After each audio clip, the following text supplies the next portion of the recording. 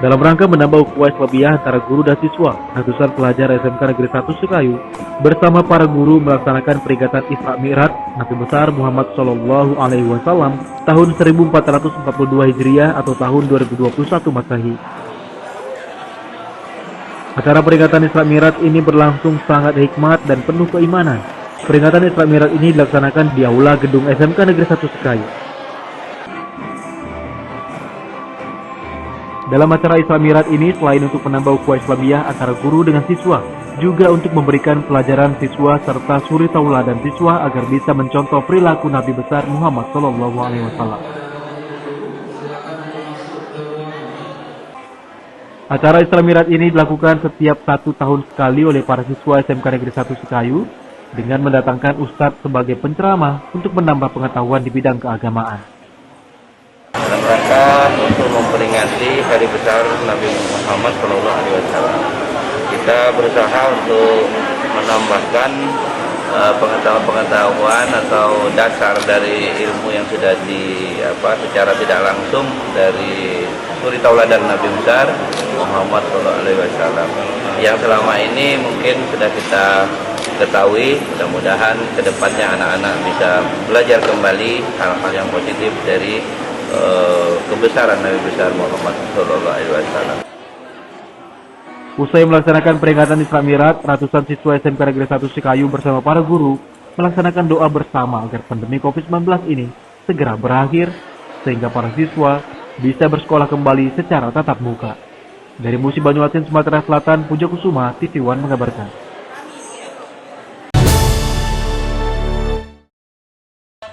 Bupati Musi Banyuasin Dodi Reza Lesnurdin belusukan ke pasar tradisional di Kecamatan Keluang, Musi Banyuasin, Sumatera Selatan. Sang Bupati akan merevitalisasi pasar tradisional menjadi pasar modern. Kedatangannya langsung disambut antusias oleh ratusan warga di Desa Karya Maju, Kecamatan Keluang, Musi Banyuasin, Sumatera Selatan. Dalam kunjungannya kali ini, ia akan melakukan revitalisasi pasar Karya Maju yang merupakan pasar tradisional dan akan dirubah menjadi pasar modern. Sang Bupati juga memberikan bantuan modal kepada para pedagang pasar melalui UMKM serta bantuan kepada warga berupa uang santunan serta sembako. Rencananya revitalisasi pasar ini dilaksanakan melalui Dinas Perdagangan dan Perindustrian Kabupaten Musi Banyuasin pada tahun 2021 ini dengan menggunakan anggaran APBD. Ada beberapa prioritas terutama untuk bangunan yang memang sudah harus segera kita sikapi bangunannya. Kemudian juga jalan masuk di pasar untuk akses pedagang pembeli dan juga untuk saluran drainasenya nanti supaya tidak menimbulkan becek dan tidak nyaman untuk para pedagang dan pembeli. Termasuk saya lihat tadi di beberapa emperan itu harus perlu ditambah los lagi, jalannya juga masih ada yang becek. Kemudian kalau hujan pasti tergenang, atasnya masih ada yang bocor. Maksudnya bangunan-bangunan tua yang memang peninggalan dari tahun 83. Jadi segera nanti kita ajukan tim untuk survei untuk melihat perbaikan prioritas. Ya, prioritas apa yang harus kita bangun, kita perbaiki sehingga pasar ini bisa lebih lagi efektif untuk melayani 6 desa sekitaran dari Kecamatan Keluang ini. Rencananya Bupati Musi Banyuasin, sang inovator ini akan terus melakukan revitalisasi untuk pasar-pasar tradisional yang ada di wilayah Musi Banyuasin dan menjadikan pasar modern demi mewujudkan program ekonomi nasional. Dari Musi Banyuasin, Sumatera Selatan, Puja Kusuma, TV One mengabarkan. Bupati Musi Banyuasin Dodi Reza Lesnurdin meresmikan Masjid Jami di Desa Cipta Praja, Kecamatan Keluang, Musi Banyuasin, Sumatera Selatan. Masjid yang dibangun dari swadaya masyarakat ini menelan biaya 6,5 miliar rupiah.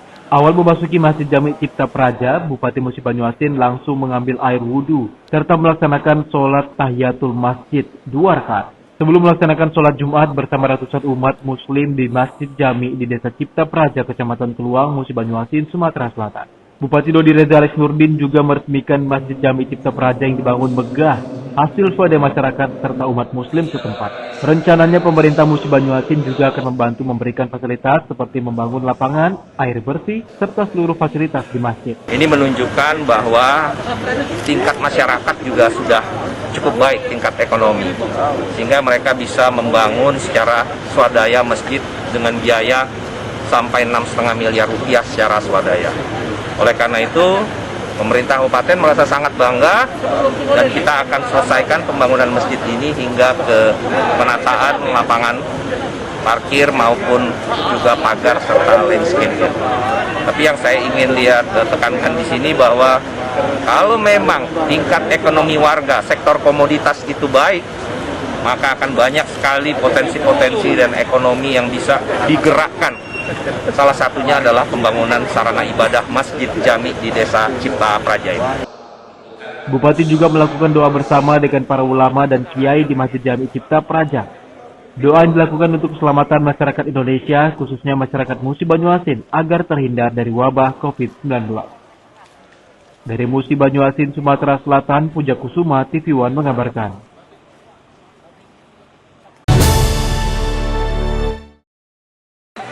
Bupati Musi Banyuasin, Sumatera Selatan membuka persiapan Road to Pekan Olahraga Provinsi atau Porprov kejuaraan olahraga Provinsi Sumatera Selatan untuk kontingen Musi Banyuasin.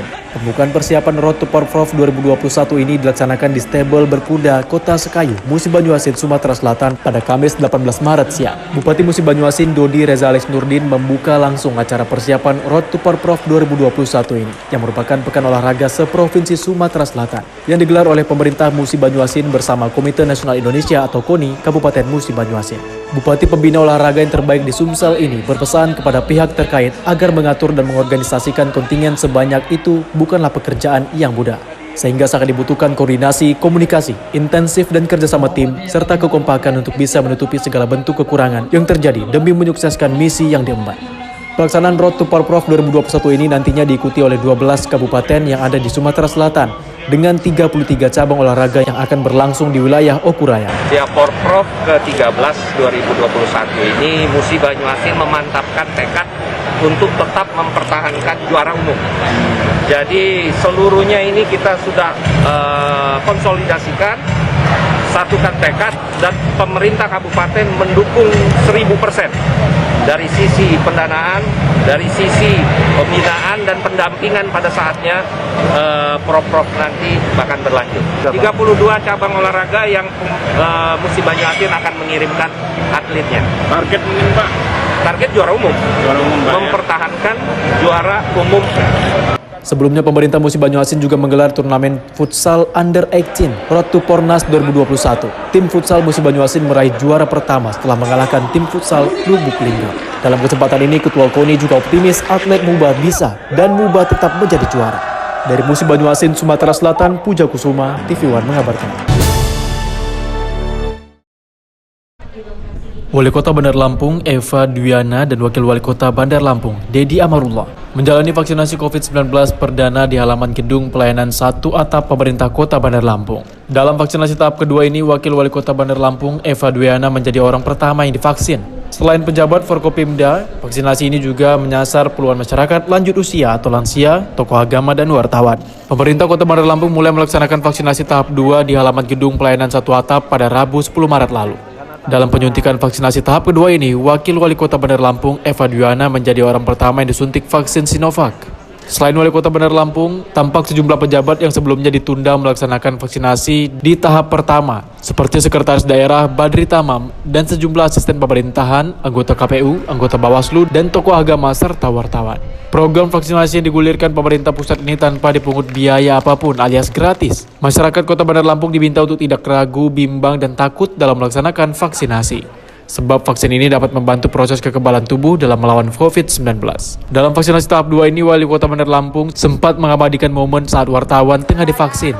Dirinya mengatakan bahwa pemerintah Kota Bandar Lampung akan berupaya agar vaksinasi dapat dilaksanakan bagi masyarakat luas. Alhamdulillah hari ini Bunda Eva bersama Bapak Dedi Amarullah dan juga jajaran KPU, Bawaslu, dan juga OPD yang ada di Kota Bandar Lampung, dan juga ada lansia ya, juga tokoh-tokoh agama kayak NU, MUI, dan juga tokoh-tokoh dari agama Hindu, Kristen, semua pada ikut semua kita. Ini tahap kedua, mudah-mudahan tahap ketiga selanjutnya yang untuk masyarakat Kota Bandar Lampung kita doakan mudah-mudahan secepat mungkin kita mendapatkan tambahan vaksin untuk masyarakat Kota Bandar Lampung. Dari Bandar Lampung, Pujiansyah, TV One mengabarkan.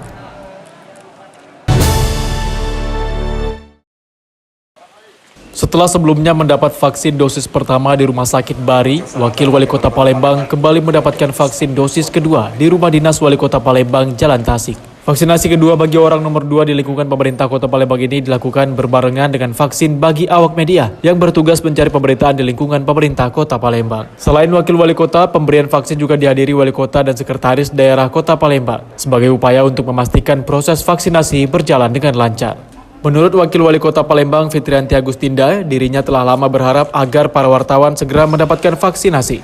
Mengingat para wartawan sebagai pelayanan masyarakat, sehingga harus dipastikan imun serta kondisi para wartawan harus selalu prima. Dan kegiatan hari ini memang kita lakukan berbarengan dengan kawan-kawan media wartawan ya. Kalau tidak salah ada lebih kurang sekitar 100 wartawan dari media cetak, elektronik yang ikut dalam arti pelaksanaan vaksinasi Sinovac. Alhamdulillah, puji syukur kita panjatkan kehadiran Allah Subhanahu wa taala. Mudah-mudahan pelaksanaan vaksinasi ini berjalan dengan lancar sehingga memang saya sangat berharap sekali seluruh kawan-kawan media ini secara bertahap mendapatkan vaksinasi Sinovac karena kita tahu betul bahwa kegiatan kawan-kawan wartawan ini sangat melekat dengan pemberitaan, khususnya kegiatan di pemerintah Kota Palembang. Jadi tentu harapan saya dengan seluruh vaksinasi yang diberikan kepada kawan-kawan wartawan, sehingga kawan-kawan wartawan pada saat meliput, kegiatan di lapangan, bersama-sama dengan kita, tentu aman ya. Meski telah mendapatkan vaksinasi, para awak media dihimbau untuk tetap mematuhi protokol kesehatan yang telah ditetapkan oleh Satuan Petugas COVID-19.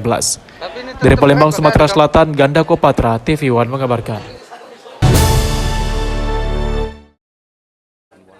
Meningkatnya penggemar ikan hias di tengah pandemi COVID-19 juga memunculkan para peternak ikan hias. Salah satunya di Kelurahan Sukajaya, sedikitnya 100 peternak ikan hias di Kecamatan Sukarame ini bergabung dalam paguyuban pembudidaya dan pencinta ikan hias yang diresmikan Wakil Wali Kota Palembang pada Selasa pagi. Ikan hias yang dibudidayakan anggota paguyuban di lokasi ini diantaranya ikan mas koki, ikan gupi, hingga ikan cupang. Wakil Wali Kota Palembang Fitrianti Agustinda mengatakan pemerintah Kota Palembang akan mendukung paguyuban pembudidaya ikan hias ini mulai dari pembinaan, sarana untuk mendorong pembudidaya ikan hias agar berkembang dengan baik. Selain dapat meningkatkan perekonomian masyarakat, juga dapat mendatangkan wisatawan lantaran ikan-ikan yang dibudidayakan memiliki corak yang khas dan menarik.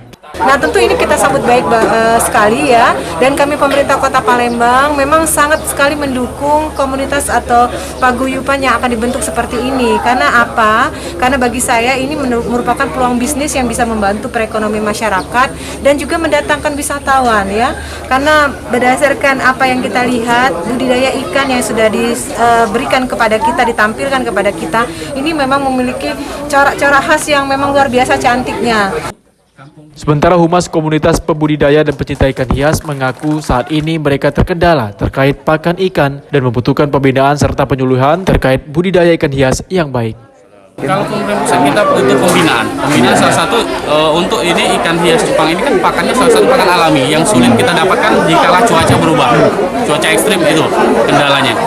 Nah dari satu itu kita butuh pembinaan, jadi penyuluhan gimana cara menciptakan pakan alami sendiri. Selain menjual langsung di lokasi pembudidayaan ikan hias, saat ini mereka juga memasarkan ikan hias tersebut melalui media online. Dari Palembang, Sumatera Selatan, Ganda Kopatra, TV One mengabarkan. Puluhan warga Dusun 1 Kuala Lembung Hitam, Desa Simpang 3 Makmur, Kecamatan Tulung Selapan, Kabupaten Ogan Komering Ilir, mendatangi rumah kepala desa mempertanyakan sejumlah aset milik desa tersebut yang diduga digelapkan pada Minggu pagi. Koordinator lapangan Rusyadi mengatakan sejumlah aset milik desa Simpang 3 Makmur, Kecamatan Tulung Selapan, Kabupaten Oki, Sumatera Selatan, diduga telah digelapkan dan diperjualbelikan. Rusyadi mengatakan beberapa aset desa yang diduga telah digelapkan dan diperjualbelikan diantaranya tambak udang, sumur bor, pembangkit listrik tenaga surya, dan sandar tugboat. Selain itu juga mengusut pengrusakan dan penghancuran pusat kesehatan desa atau puskesdes. Menurutnya sejumlah aset desa yang diduga digelapkan tersebut mampu menyumbang pendapatan asli desa dan masuk ke dalam kas desa terlebih di masa pandemi COVID-19 saat ini. Yang kami tuntut sekarang ini Pak, ini masalah aset desa yang digelapkan, yang kami masyarakat tidak tahu kemana aset desa tersebut dimanfaatkan untuk kepentingan desa kami.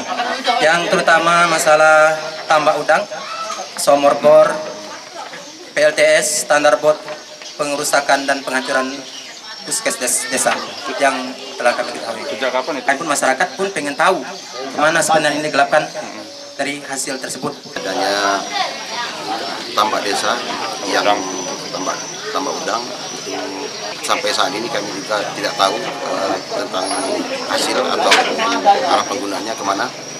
Saya selaku kepala desa juga tidak pernah sambut tentang tambak tersebut, sehingga saya juga tidak tahu, dan perusahaan ini juga beberapa tahun yang lalu saya tahu dari masyarakat. Dengan adanya aksi dari masyarakat tersebut, Samsul menegaskan akan mengusut tuntas terhadap dugaan penggelapan sejumlah aset desa, termasuk pengerusakan puskesdes. Dari Palembang, Sumatera Selatan, Dandoko Patra, TV One mengabarkan.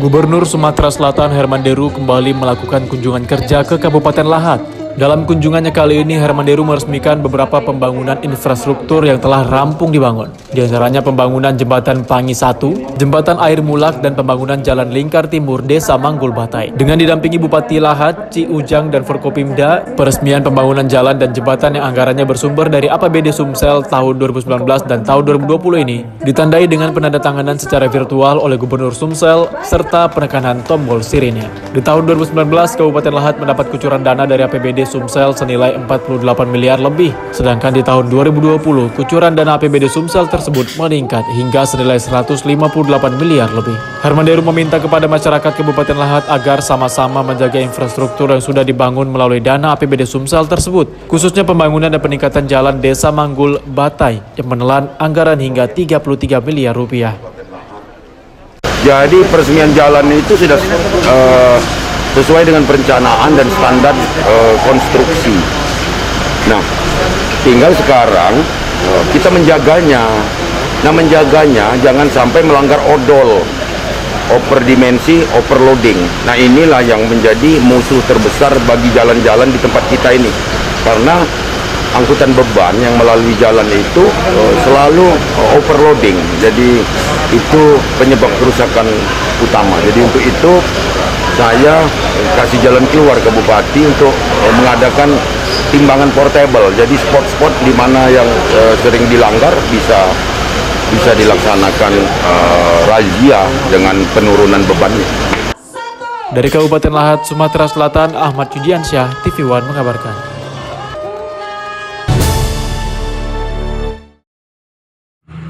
Sungguh miris apa yang dialami oleh beberapa anak sekolah dasar di Kota Prabu Muli, Sumatera Selatan.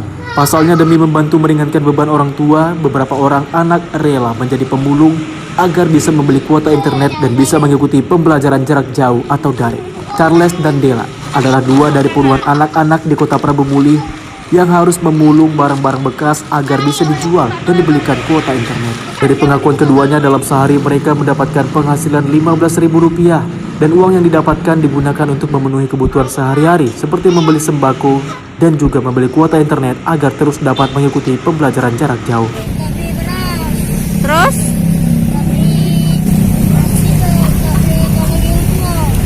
Kuota juga, jadi kalau nak daring kayak mana itu? Beli kuota ya? Ya, kita beli kuota dengan belajar dari OT. Kesehariannya penghasilannya berapa sayang galak mulung sayang? Ya sudah, galaknya 15. Menanggapi hal itu, Kepala Bidang SD Dinas Pendidikan dan Kebudayaan Kota Prabu Muli berjanji akan memanggil pihak sekolah tempat anak-anak tersebut menuntut ilmu. Ia juga mengingatkan kepada seluruh sekolah bahwa dana BOS bisa digunakan untuk membeli kuota para siswa. Ya, tanggapan kita ya selaku Kepala Bidang Pendidikan Sekolah Dasar ini, kita sudah mengingatkan ke setiap sekolah itu bahwa di ini pada saat pandemi sekarang itu dana BOS-nya bisa digunakan untuk membelikan kuota. Dari Kota Prabu Muli, Sumatera Selatan, Ahmad Yudiansyah, Ingri, TV One mengabarkan.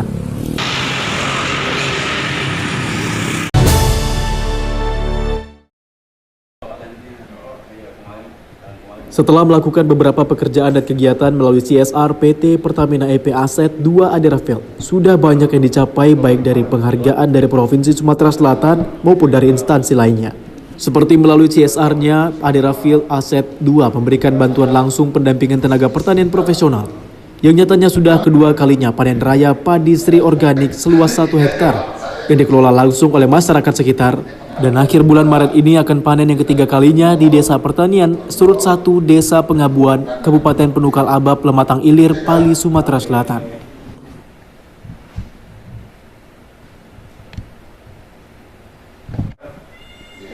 Selain memberikan bekal ilmu ke petani, Adera Field Asset 2 juga melakukan bertanam dari pengolahan sampah dengan produksi melalui metode pertanian sehat ramah lingkungan berkelanjutan di wilayah kerja PT Pertamina EP Asset 2 Adera Field, Pengabuan, Penukal Abab, Lematang Ilir, sekitarnya.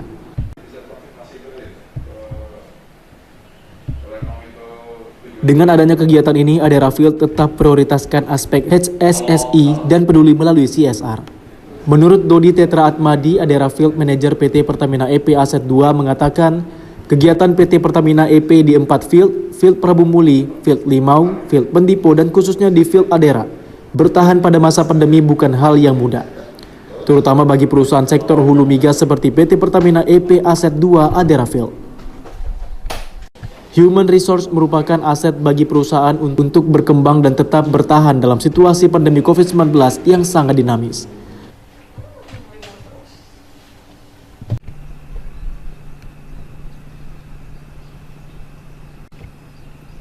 Dengan melalui program unggulan Butigar Panik atau budidaya tanaman obat keluarga dan padi organik, dengan ini PT Pertamina melalui aset fieldnya langsung memberikan pelatihan dan pendampingan kepada kelompok masyarakat dalam pengembangan pertanian ramah lingkungan berkelanjutan yang menekankan kepada perubahan perilaku dan pertanian konvensional ke organik. Masyarakat diberikan edukasi terkait pengelolaan tanah dan dapat terus berupaya dalam mengembangkan inovasi serta dapat memenuhi pendapatan kelompok yang terhambat karena imbas dari COVID-19.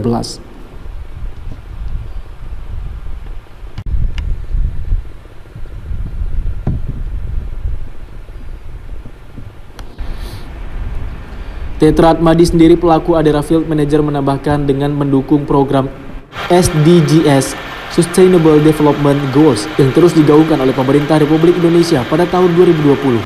PT Pertamina EP Asset 2 Adera Field sebagai bagian dari PT Pertamina EP Asset 2 mendapatkan penganugerahan Patra Adikriya Bumi Pratama yang diberikan oleh Pertamina Persero sebagai kategori anak perusahaan dengan pencapaian HSSI sepanjang 2020 nihil insiden meraih proper hijau. Melaksanakan fit to work 100% serta survei budaya HSSI di atas rata-rata.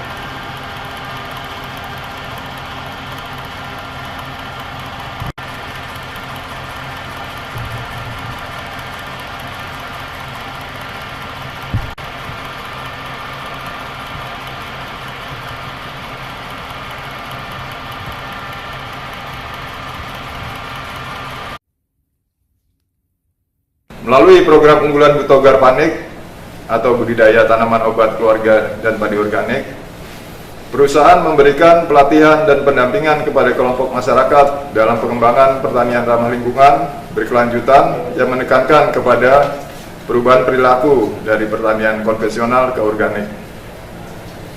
Masyarakat diberikan edukasi terkait pengolahan tanah, budidaya tanaman, sampai dengan tahap produksi. Melalui program tersebut, diharapkan kelompok dapat terus berupaya dalam mengembangkan inovasi serta dapat memenuhi pendapatan kelompok yang terhambat karena imbas dari wabah COVID-19 ini. Alhamdulillah, di tengah pandemi COVID-19 yang melanda hampir di seluruh dunia, pada tahun 2020, Adera Field berhasil melaluinya dengan nihil insiden bersamaan dengan kembalinya diraihnya proper hijau di tahun 2020 yang mencerminkan bahwa operasional produksi minyak dan gas yang dijalankan perusahaan sesuai dengan aspek HSSE serta berpedoman terhadap keberlangsungan lingkungan dan mendukung program SDGs atau Sustainable Development Goals yang terus digaungkan oleh pemerintah hari ini.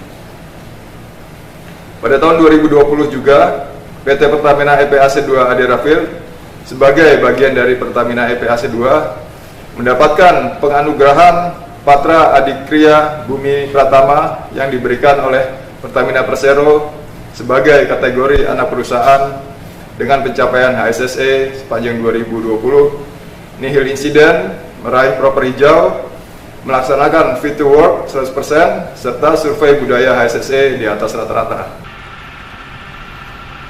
Dengan banyaknya program CSR PT Pertamina EP Aset 2 yang sudah maupun akan dilakukan, serta menunjang produksi migas lebih meningkat untuk memenuhi target energi nasional, PT Pertamina EP Aset 2 di 4 field Limau, field Pendopo, field Adera, serta field Prabu Mulih mengharapkan dukungan semua pihak yang ada. Dari Pali, Sumatera Selatan, Syamsul Rizal, TV One mengabarkan.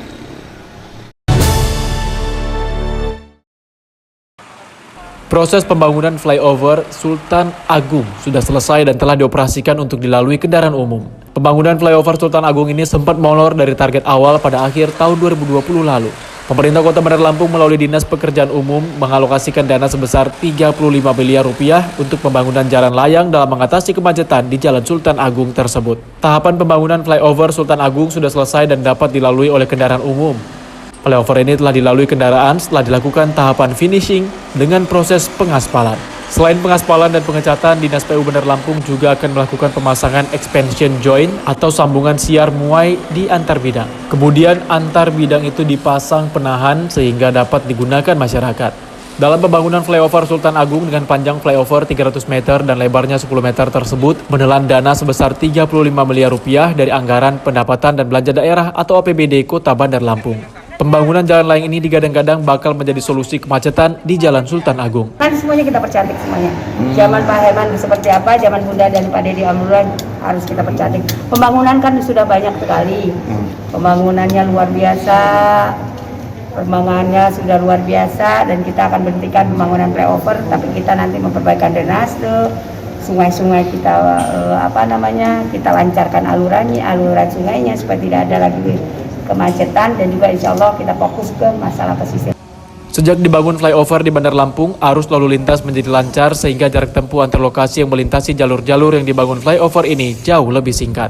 Di Kota Bandar Lampung terdapat 10 flyover dan 1 underpass yang dibangun sejak tahun 2013 lalu pada masa pemerintahan Wali Kota Bandar Lampung, Herman HN. Dari Bandar Lampung, Pujiansyah, TV One mengabarkan.